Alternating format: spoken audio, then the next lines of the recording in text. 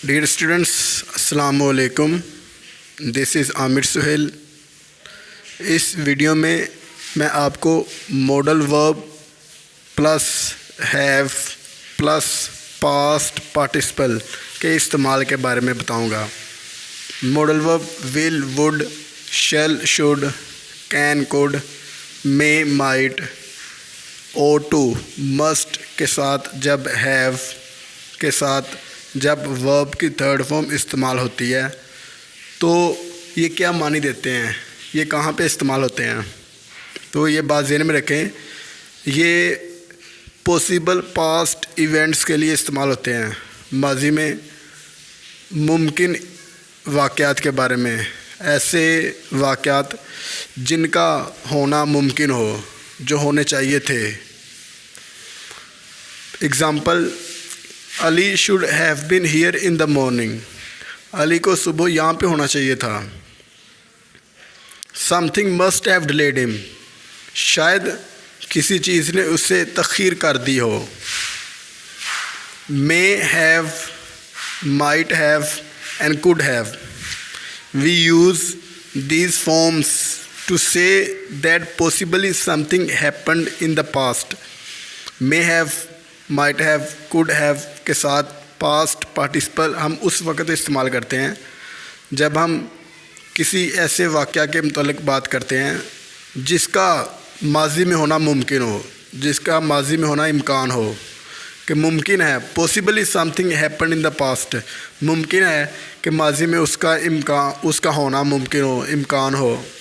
Example, he may have got lost. मुमकिन है कि वो गुम हो जाता, शायद वो गुम हो जाता। इसका मतलब यह perhaps he has got lost, शायद वो गुम हो गया है। Could have is used for an opportunity that we didn't take or a possible result that didn't happen. could have वहाँ पे इस्तेमाल करते हैं जहाँ हमने किसी अपॉर्चुनिटी से फ़ायदा ना उठाया हो। could have हम वहाँ पे इस्तेमाल करते हैं जहाँ हमने किसी अपॉर्चुनिटी से फ़ायदा ना उठाया हो, किसी मौका को हासिल ना किया हो, या कोई पॉसिबल रिज़ल्ट जो रूनमा हुआ हो, जो रूनमा ना हुआ हो, पॉसिबल रिज़ल्ट जो वक़ूअ पज़ीर ना हो। एग्ज़ाम्पल मैंने दिए आपकी समझ के लिए। We could have gone out somewhere but we were too tired. हम बाहर जा सकते थे लेकिन हम बहुत थके हुए थे।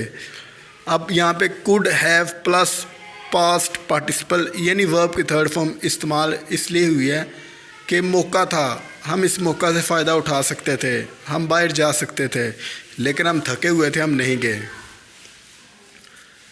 Example number 2, you are lucky. तुम खुशकिस्मत थे। There could have been a terrible accident, कि एक खौफनाक हादसा हो सकता था। तो ये किसी इवेंट का रिज़ल्ट आना था, किसी वाक़या का रिज़ल्ट होना था जो कि नहीं हुआ, कि हादसा हो सकता था, ये काम हो सकता था।